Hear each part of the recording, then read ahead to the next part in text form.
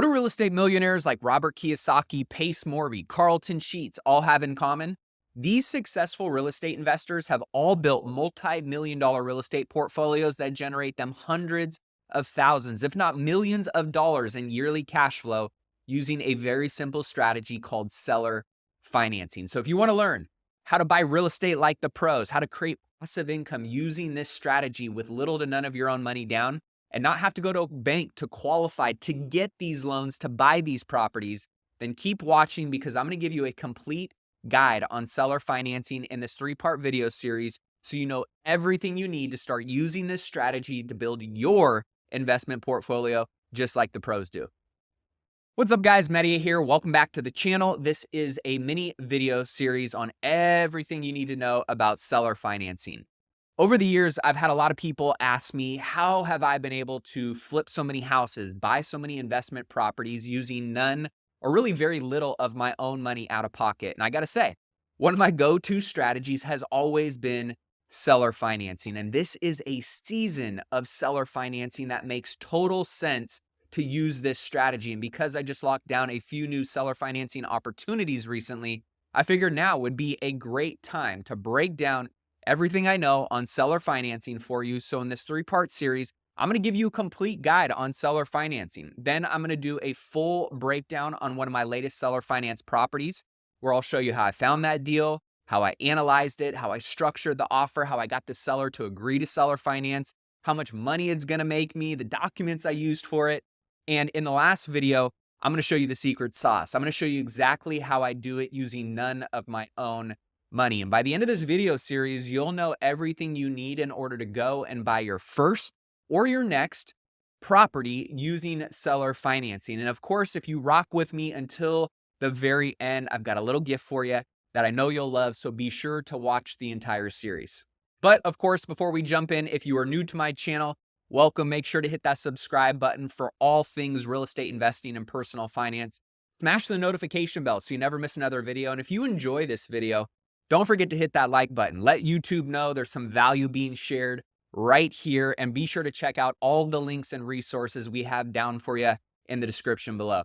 Now, before we dive into a full deal breakdown, I find it's important that you understand the basics of seller financing. So first, let's do a quick overview of what seller financing is, the benefits buyers and sellers should be aware of, and how you can use this strategy to build a real estate portfolio going forward. Seller financing, also known as owner financing or a form of creative financing. I'm sure you've heard all of those terms. It's a way to buy real estate in which the seller of a property agrees to finance the purchase for you. So rather than you, the buyer, getting a loan from a bank to pay for the property, the seller acts as the lender and provides the financing to you directly. Under a seller financing agreement, instead of a bank telling you the terms of the loan, like the interest rate, the payment schedule, the duration of the loan, all the things you have to do to even get the loan, the beauty of seller finance is that it allows you and the seller to negotiate and decide on those things together and to find a win-win that works for you both, which ultimately is a massive benefit to both parties. Now, in addition to that, there's a lot of other benefits to both buyers and sellers, so let's review what those are real fast. For buyers, you have benefits like easier qualification, where they don't have to have good credit. They don't have to go through all the red tape that a bank requires to get a loan. And because you're not getting a loan from a bank or going through a traditional sale process, that often leads to much lower closing costs. You as the buyer also have much more negotiating power. And if you know what areas are most important to the seller or most important to negotiate in, you can really create some major advantages like little or no money out of pocket. And last, you can close a seller financing deal much faster when you have all parties in agreement and you have all your dominoes lined up, which I'm going to show you in the next video. It's very easy to get a deal done much quicker than a normal property sale. Now, for sellers, there are many great benefits too. Offering seller financing on a house that you own can increase the pool of buyers, which can oftentimes create more demand for a property and drive up the price. Or because of flexibility in terms, a seller can just demand a higher price overall. Seller financing is also a great way to generate a steady stream of passive income without having to be a landlord and manage the property or be responsible for the property while still having the property as collateral should the buyer default. And like the buyer, the seller can also benefit from faster closing by not having to wait on a bank to fund the loan. And last, and probably the most important one to note for sellers, is that there are some great tax advantages and benefits the seller can receive by spreading out their capital gains over the life of the loan based on how they structure the deal. And as a buyer, these are some of the main motivating factors for a seller. And those are things that I highlight. Those are things that I negotiate on with the seller. So keep that in mind, because I'm going to go into much more detail on that in my deal review in the next video. So now that you understand the benefits of seller finance, let's talk about how to structure a seller finance deal and agree on terms that are attractive to both the buyer and the seller. First, you need to determine the sale price and find a number that both you and the seller can agree on for the purchase price of the property. Now, this is generally determined by comps of similar sold properties in the area that are like the property that you're looking to buy. But again, remember, everything is negotiable, and depending on how you structure some of those other terms, you could either end up paying a higher or a lower price and still making the deal work for everyone, which we'll discuss in more detail in the next video. Next, you need to establish the down payment, whether that's no or low money down, which as a buyer, I always aim to put as little or no money down as possible. But any smart seller is usually going to require a down payment, just like a bank would, from the buyer to demonstrate their commitment to the deal, to have a little skin in the game up front. But just know, the amount of down payment can be negotiated to whatever the buyer and seller agree to. And I've done no money down before and still made it a win for the seller, which you'll see here in the breakdown on the next video. Once you know the purchase price and down payment amounts, now you need to determine the terms around the loan amount the seller is going to finance for you. And at this stage, you'll want to agree on basic terms of the loan, which are things like the interest rate and the amortization schedule, so you understand what your monthly payment is going to be. Of course, the lower the interest rate, the longer the amortization time frame the loan is spread out over, the better if you're the buyer, because that translates into a much lower payment. You'll also want to agree on the length of the loan and when it needs to be paid off by, so you know how much time the seller is willing to be the bank and when you're going to need to either sell the property or refinance the property to pay the seller off. You'll also want to decide whether or not there's a prepayment penalty.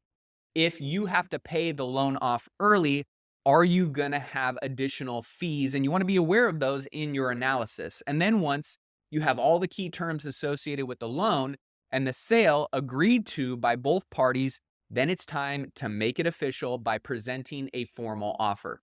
At this stage, you're going to write up a formal contract. You're going to get it signed and executed by both parties.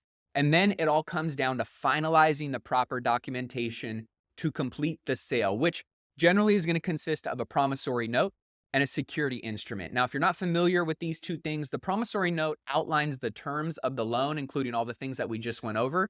And then the security instrument, which is typically described as a deed of trust, this is what secures the loan with the property as collateral, so it protects the seller's interest and it solidifies your ownership of the property.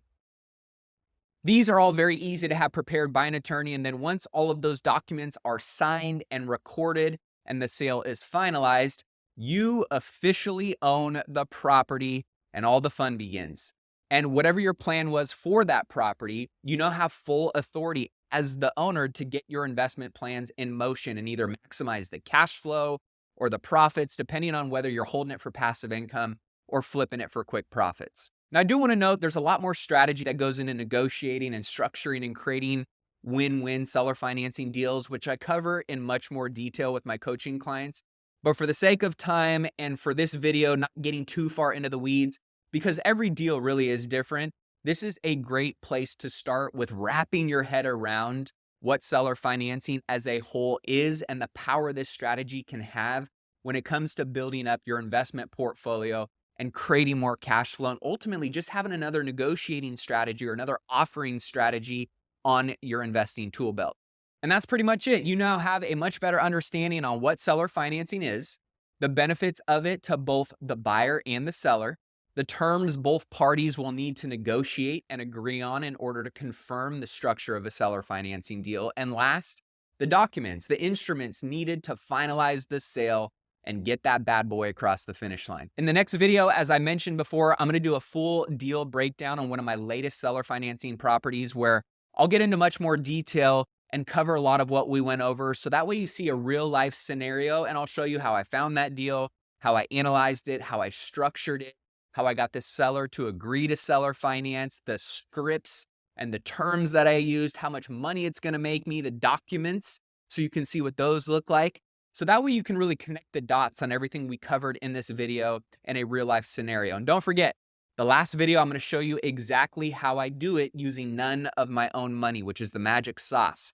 So don't forget to hang around for the entire video series. With that being said, thanks for tuning in. If you found this video helpful and you got some value from it, don't forget to smash that like button. Be sure to subscribe to the channel for all things real estate investing and personal finance if you're not already. And don't forget to check out all the links and resources down below. Until next time, cheers, my friends.